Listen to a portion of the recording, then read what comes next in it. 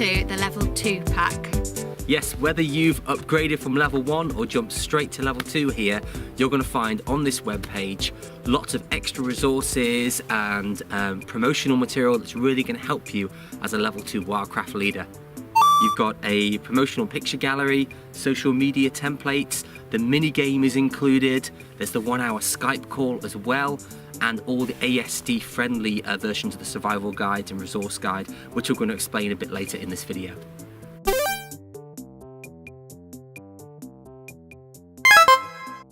So the last time we made these training videos for the level 1 pack was 2 years ago. So yeah, 2 years on and we're still adding to the game. We're still running it and still playing it, and there's still people buying it. So it's exciting to see where we might be in the next 2 years. Yeah, the game's really growing. There's a lot more activity leaders buying the game as well, internationally. So as well as here in the UK, there's people running it in America, in Canada, New Zealand and Spain. That's what I can think of off the top of my head anyway. Yeah.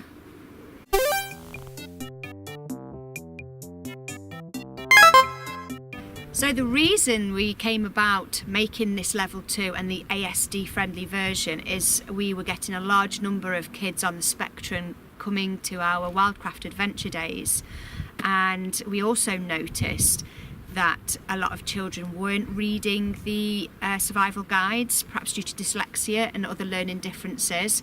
So and we also talked to parents, especially of those whose children were on the spectrum, and they start their days with a social story, so a visual storyboard, so they can plan their day.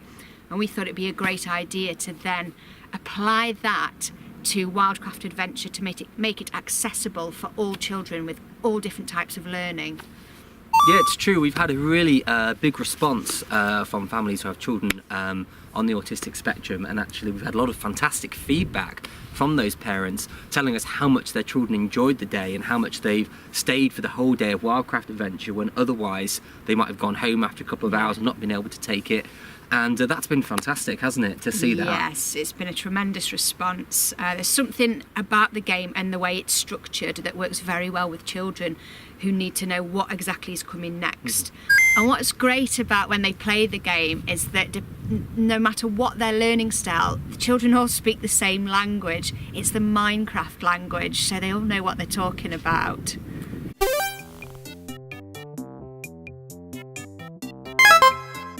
So the first sheet you have in the ASD friendly version is the resource guide. This isn't about crafting stuff for the kids. This is simply what the kids can find out in the woods. So you might also want to keep a copy of this by the market as well as a reference for the adults in the game. You'll also notice that on this sheet it's got blocks and rocks here.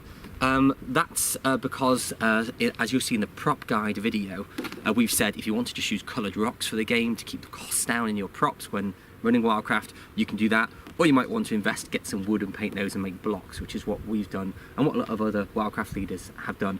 But so it's clear to the kids, you've got both types here.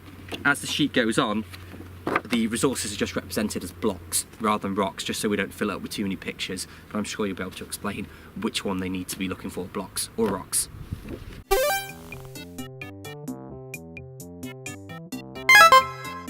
So as Lee said, the ASD version of the survival guides are a social story.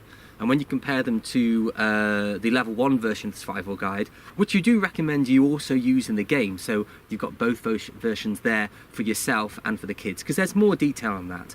We couldn't include everything on this version that's on that version because you'd have to have 6-7 pages just for day 1 of the game. What we've done is include everything from day 1 on 2 sides, so the kids have just got one sheet they can handle. Any points that aren't quite on here can be explained verbally to the children, no problem.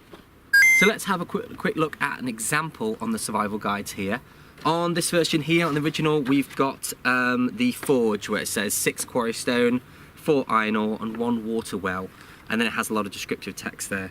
Well, here you've got a really good visual representation of that instead. If I just turn that around to the right side, and you can see that not only is it explained in pictures, but the kids can see how the water well is constructed, so what it looks like, and also what the forge looks like, with, for instance, with the 6 cubes and then the 4 red cubes in the middle. So it's a really good visual reference that you can use for any children as well, and for yourself, so you know what all these different props look like. After the resource guide, the first one you want to give to the kids is Survival Guide Day 1. And in the full day version of the game, day 1 runs up to lunchtime. And I would just give them this in the resource guide. I wouldn't give them the day 2 and 3 sheet yet.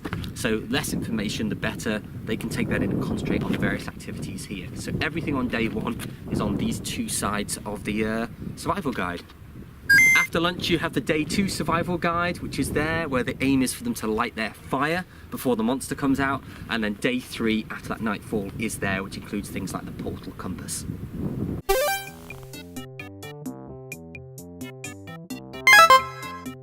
Okay, so I normally play the merchant in the game, and this is what I would put up right next to the market. So rather than give this to the children, have it stuck up right next to the market. It's a little bit like a shopping list and what things cost.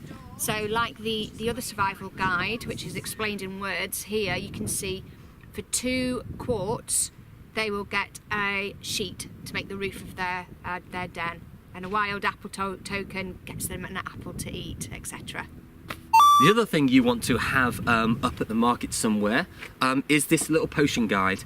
The potion guide tells them the ingredients they need to make a potion. So again, rather than have another sheet that goes out to them that sits in their basket and might get forgotten about, you can have this sheet up and it's a talking point to say, oh, you're making this potion or that, or you can craft your own, as it says, and it shows visually the different ingredients required for those. Next to the workshop, I would recommend putting up the weapons guide, because the workshop is where you're going to be using sharp tools like the axe, the potato peelers, or potentially sharp knives if you're doing that with your group, in order to craft things like the bow and arrow, the wooden sword, and the stone spear. So having it there by the workshop means that you're not having to wander to another part of the game area, to the market, or to their baskets to go and get the weapon guide. It's there where you're going to use the sharp tools anyway, and it's up, maybe hung up on a tree where the kids can see it and refer to it throughout the game.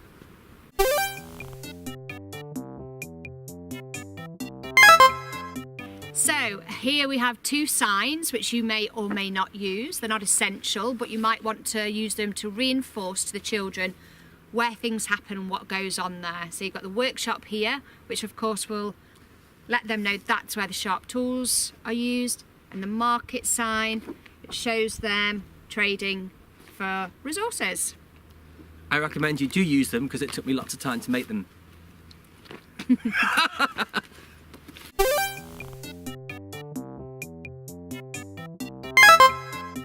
Don't forget there's also the Wildcraft Leaders support group on Facebook, which is an exclusive group that you are invited to as a level 2 Wildcraft leader.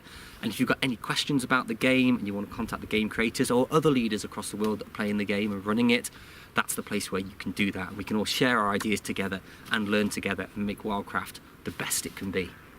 Remember, please tag us in all your social media posts about Wildcraft Adventure, because a rising tide lifts all ships.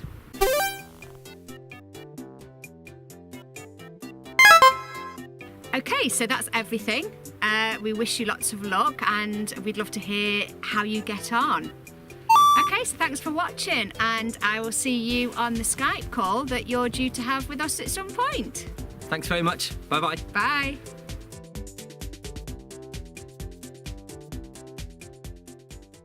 Because a rising tide rises all ships. A rising tide lifts all ships is the saying. Rising tide lifts all ships, okay?